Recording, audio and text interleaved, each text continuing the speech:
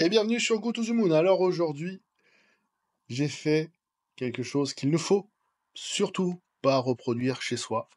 Cette cascade a été faite par des professionnels. No matter who you are, whatever you do, please don't try this at home. Et donc, j'ai fait all-in sur une valeur. Sur Ogotoliner, j'ai investi 20 000 euros de plus avant la publication de résultats. Alors, c'est important de signaler, 1, que je ne donne pas de conseils en investissement, 2, qu'il est très risqué d'investir avant une publication de résultats et notamment d'investir autant avant une publication de résultats. Et donc, je vais vous expliquer pourquoi j'ai fait ce choix, pourquoi j'ai investi autant sur Ogotoliner. Allez, c'est parti. Donc, on a une première information, c'est le cours de la couronne norvégienne. L'euro n'a jamais été aussi fort face à la couronne norvégienne, donc en investissant actuellement sur Ogotoliner, je fais une opération de change qui est plutôt en ma faveur, sachant qu'on n'est jamais à l'abri que le cours de la couronne norvégienne continue de s'affaisser. Donc, dans ces cas-là, l'opération serait plutôt mauvaise pour moi. On a quand même une monnaie qui est fortement liée au pétrole et au gaz, et donc en ce moment, le cours du pétrole et du gaz sont plutôt faibles. L'euro est plutôt fort pour des raisons de retour de capitaux en Europe. Et donc cette concordance de facteurs qui ne devraient pas rester en résonance fait que on a une opportunité de change. L'opportunité de change, elle est depuis le mois de janvier à l'inverse, un tout petit peu plus favorable à la couronne norvégienne face au dollar américain, étant donné que le dollar américain, depuis les annonces et depuis les élections de Donald Trump, est en train de s'affaiblir de façon très importante. On a le cours du pétrole qui a atteint, alors sans aller sur des plus bas, mais des cours qui sont quand même extrêmement faibles, suite aux diverses annonces de l'OPEP, etc., etc. On a eu même un cours du WTI qui a presque atteint les 54 $, hein, c'est vraiment très très faible. Il faut savoir que ce cours du pétrole ne peut pas rester indéfiniment aussi bas. Les producteurs américains, à partir de 60 $, ils commencent à plus gagner d'argent sur l'exploitation par exemple du gaz de schiste et des pétroles bitumeux. On a aussi l'Arabie Saoudite qui, à partir de 60 $, commence à avoir un petit peu de mal en termes de frais généraux. Et donc, on a d'ailleurs tous les pays producteurs de pétrole hein, qui n'ont pas intérêt à ce que le cours du pétrole s'affaisse de façon très importante parce que un prix du pétrole élevé leur permet d'avoir des marges très importantes et forcément ils sont très très dépendants de ces revenus.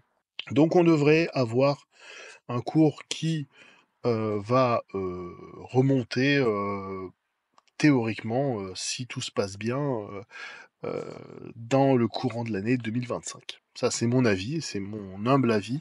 Dans 10 ans, il ne restera plus comme animal que les vers de terre et le rat.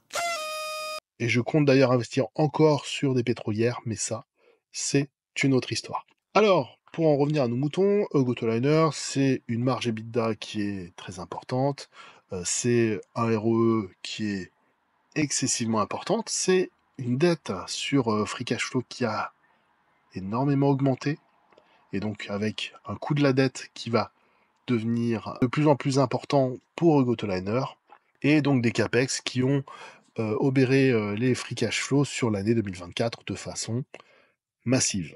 On a sur 2025 une situation qui va s'apaiser de ce point de vue-là, et donc on devrait générer des flux de trésorerie beaucoup plus importants sur 2025, des flux de trésorerie qui seraient presque l'équivalent de 2023, qui était quand même une année assez sympathique. On a un PER qui oscille entre 3 et 2, alors en temps réel c'est plutôt 2. On a, attention, tenez-vous bien, un rendement sur 2025 de 34,4%. Et c'est très important à souligner, on a une capitalisation qui est moins importante que la valeur de l'entreprise, 1,4 milliard.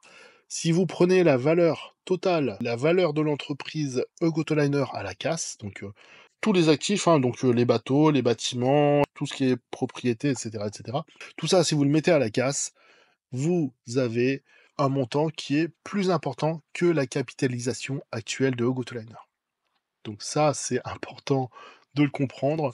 Vous avez une entreprise qui vaut beaucoup, beaucoup plus, et après on peut rajouter le savoir-faire des entreprises, des équipages, les contrats futurs et les contrats en cours.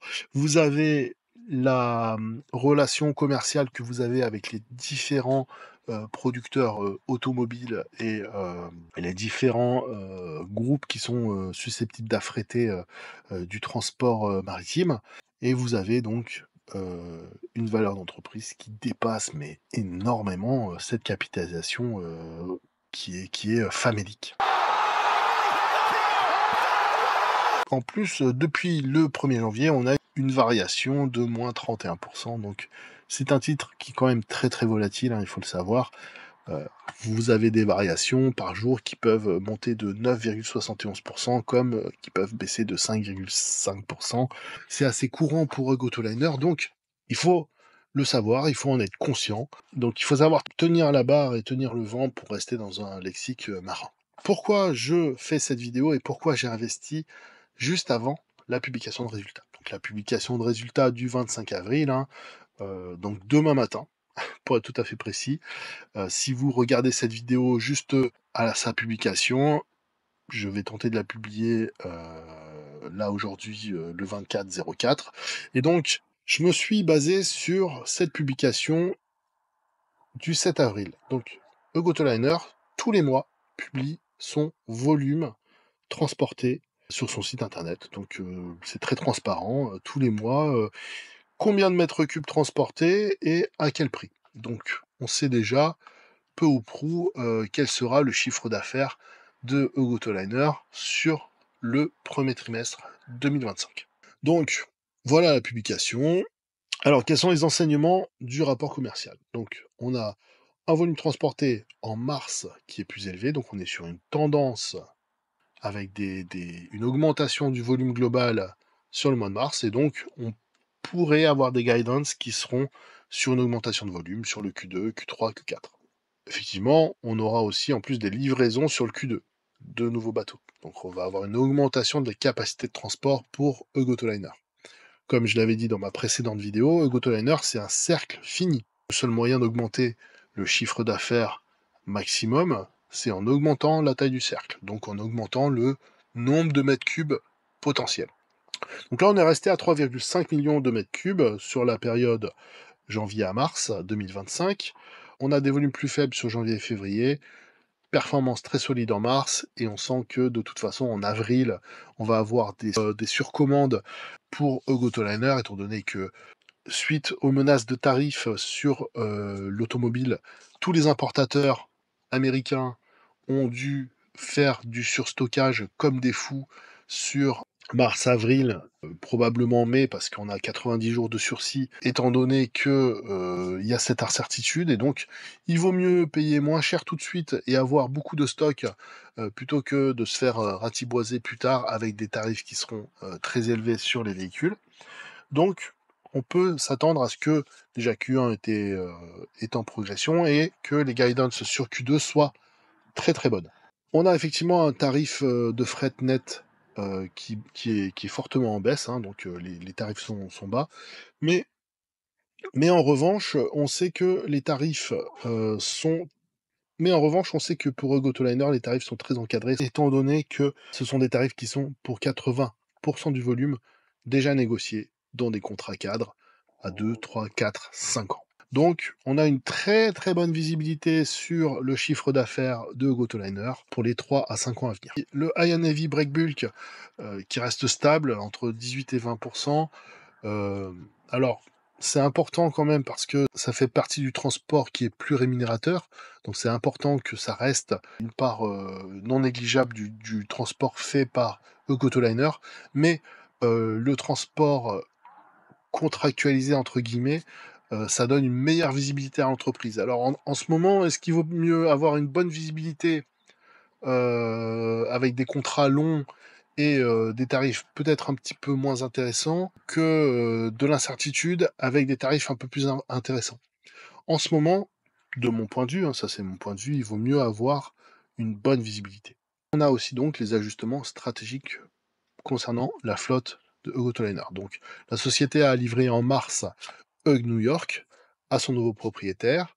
On a une augmentation de capacité avec la mise en service de 2 nouveaux navires qui seront beaucoup plus efficaces, étant donné que le Hug New York, c'est un navire qui a 20 ans, et les nouveaux navires qui vont arriver auront plus de capacité de transport, seront plus efficients d'un point de vue énergétique, seront propulsés soit au LNG, soit à l'ammoniac, soit avec le mélange d'ammoniac, et donc du coup beaucoup plus efficients d'un point de vue énergétique et beaucoup moins coûteux d'un point de vue énergétique aussi.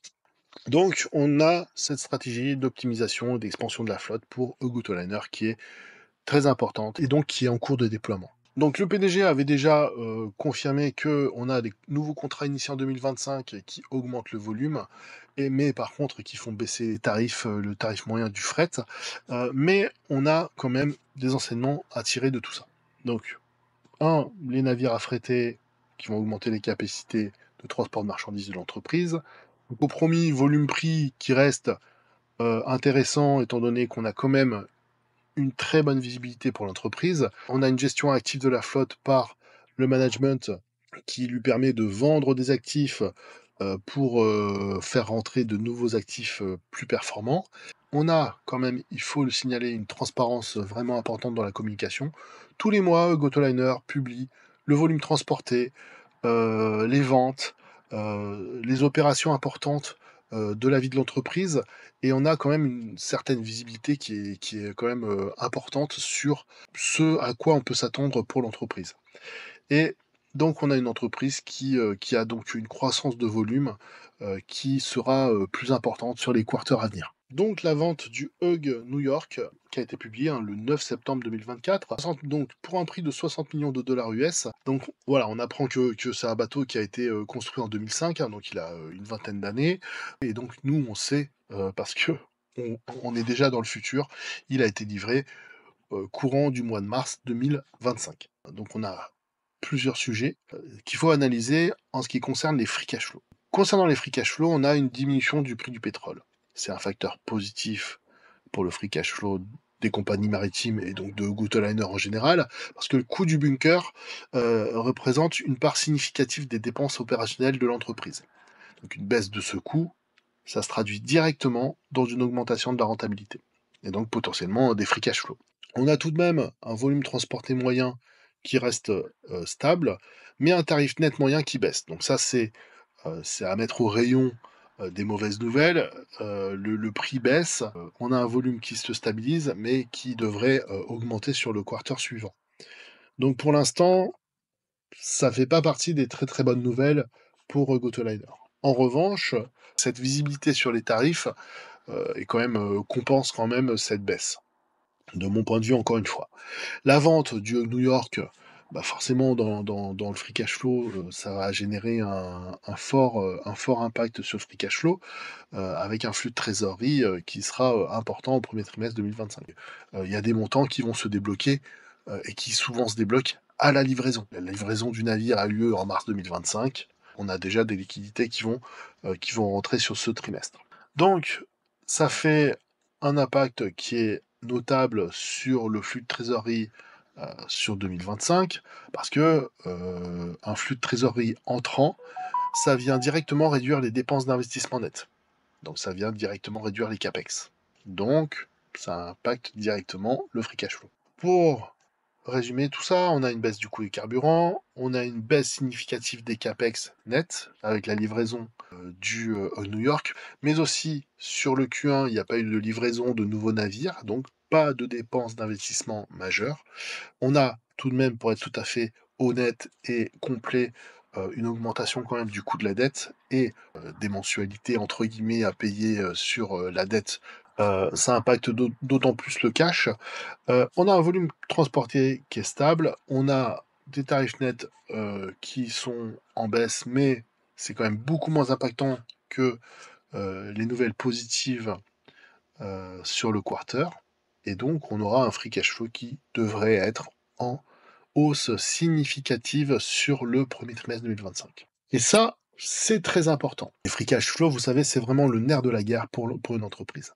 Alors, en parlant de nerf de la guerre, le contrat, aller chasser de nouveaux contrats, aller assurer des revenus à une entreprise, c'est très important. On a très bonne visibilité pour les contrats pour Eurotoliner. On a déjà des contrats qui tournent sur 3 à 5 ans.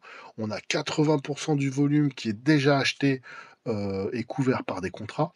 Donc ça, c'est très important.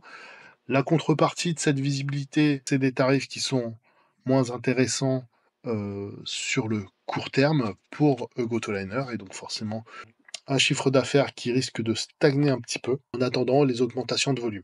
Mais on a une très bonne visibilité et sincèrement, c'est temps incertain. La visibilité, avoir des guidance, savoir déjà où on va, c'est, je pense, très important. Ça a une grande valeur. Au moment où des entreprises défensives explosent, des entreprises qui ont une bonne visibilité, ça a vraiment une valeur, de mon point de vue, sur le marché. Alors, en parlant d'incertitude, on a quand même cette ambivalence avec la présidence de Donald Trump. On a une présidence qui est assez volontaire et qui va taper fort, par exemple, sur les outils pour essayer de faire avancer la crise en mer Rouge, ce qui aiderait énormément le commerce mondial. On a des problèmes avec les marchés boursiers et c'est un peu symbolisé par la relation qu'on a entre Donald Trump et Jérôme Powell. On a les tarifs qui ont mis un bazar pas possible, mais qui, d'un point de vue boursier, nous ont généré des points d'entrée et des points d'opportunité très importants. $100. Et bien sûr, on a quand même un vrai problème d'incertitude, notamment sur les véhicules automobiles. C'est quand même le cœur de métier de Eurotoliner. Donc forcément, par exemple, Donald Trump qui, du jour au lendemain, ferait sauter cette fameuse pause de 90 jours, Just as hope is not a strategy. ça mettrait vraiment à mal et de façon très importante le cours de Eurotoliner. C'est pour ça que, de mon point de vue, mon investissement sur Eurotoliner a une vocation à être plutôt du swing trading, On me voit, on me voit plus. prendre du bénéf sur cette opération-là pour revenir à une position à peu près normale sur mon portefeuille. Voilà, j'ai un horizon d'investissement et d'allègement assez court par rapport à la publication de résultats, probablement sur d'ici à la semaine prochaine, voire d'ici 15 jours, grand maximum.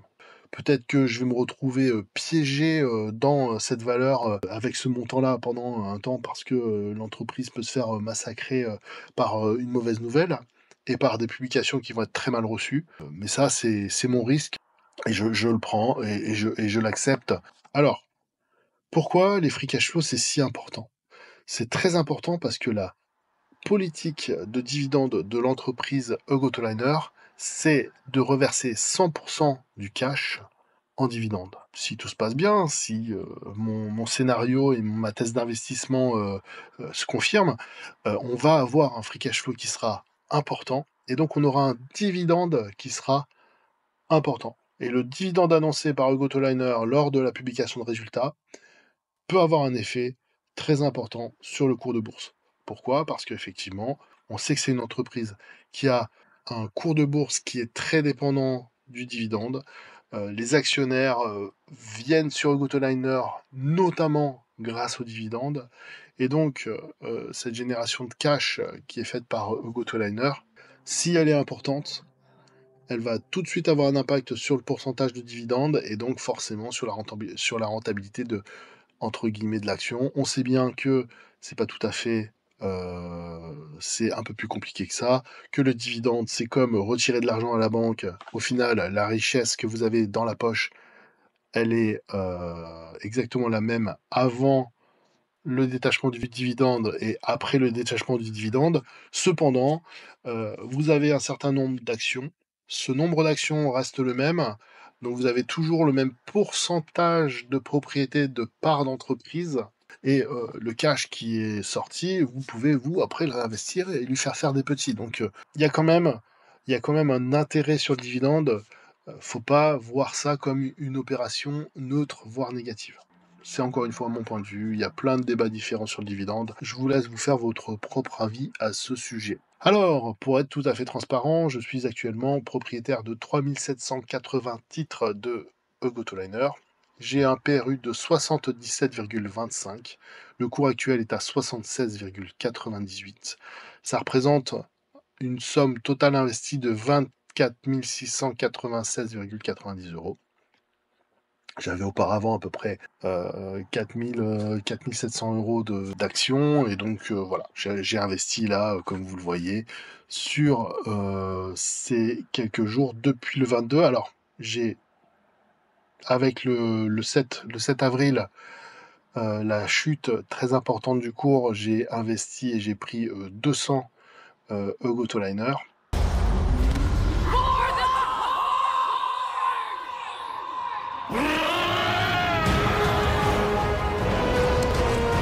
J'en avais pris précédemment 200 en février. Et là, en avril, donc à partir du 22, là, sur cette baisse de moins 5%, j'ai fait une entrée à 900 titres. Pour un coût de 71,24. Et aujourd'hui, alors j'ai plutôt mal acheté aujourd'hui, alors que c'était le principal de mon investissement, étant donné que les virements sur mes comptes titres ont mis plus de temps que prévu. Je m'étais dit, et j'ai tenu ce que je m'étais dit, je ne renforce pas, je n'achète pas tant que la bourse américaine n'a pas ouvert, et qu'on n'ait pas de surprise ou de petites carabistouilles bizarres qui feraient dévisser le titre. Donc voilà, c'est quand même resté relativement stable pour Eurotoliner. Il est même passé en positif brièvement pendant la séance.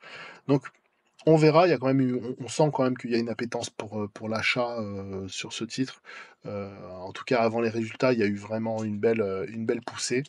Donc je suis confiant pour demain et puis même pour lundi, mardi de la semaine prochaine.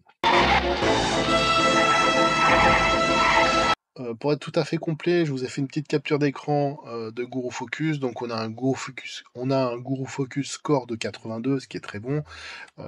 La capture d'écran, donc elle date du 23 avril, quand il y a eu la belle hausse de 9,71%. Et donc on a un price earning de 2,05, c'est un truc de fou. On a un PEG ratio de 0,05. C'est assez fabuleux comme PEG ratio. Une grosse margin de 42%. On a ROE 49%, un ROCE de 34,67%, tenez-vous bien. Donc c'est quand même voilà, une entreprise qui génère du cash, qui génère des thunes. Et effectivement, c'est ça qui est important, de prendre en compte. C'est une entreprise qui a un chiffre, qui génère du chiffre d'affaires, qui arrive à générer des marges sur ce chiffre d'affaires et qui génère du cash. Et c'est tout ce qu'on demande à une. En plus, on a une visibilité sur 3 à 5 ans au niveau des contrats qui sont en cours, donc c'est-à-dire qu'on a 80% du chiffre d'affaires qui est déjà fait. Donc, comment vous dire, la prédictibilité du business, elle est énorme parce que vous avez un volume transportable qui est un cercle fini et vous avez déjà 80% de ce cercle fini qui est déjà vendu à un prix du marché qui est plutôt intéressant pour l'entreprise. Donc on sait que cette entreprise va générer beaucoup de cash dans les années qui vont venir. Alors, ma position sur Eurotoliner, elle n'a pas vocation à rester à 20 000 euros. Bien sûr, là c'est juste, entre guillemets, un effet d'aubaine. J'ai envie un peu de jouer sur du swing trading. Mais je vais garder une position importante à l'avenir sur Eurotoliner parce que c'est une entreprise qui génère du cash, qui a une certaine prédictibilité. J'aime bien le business. Et surtout, elle est ultra sous-évaluée. Donc c'est un investissement value par excellence. Dites-moi en commentaire ce que vous pensez. Si vous pensez que demain je vais me faire éclater par le marché et que ça sera bien fait pour moi, vous pouvez l'écrire. Faites-vous plaisir. Si vous trouvez que je suis un peu téméraire, faites-vous plaisir, écrivez-le. N'hésitez pas à me remonter vos informations et vos réflexions. En tout cas, j'espère que la vidéo vous aura plu et je vous souhaite une très bonne journée. À demain pour les résultats.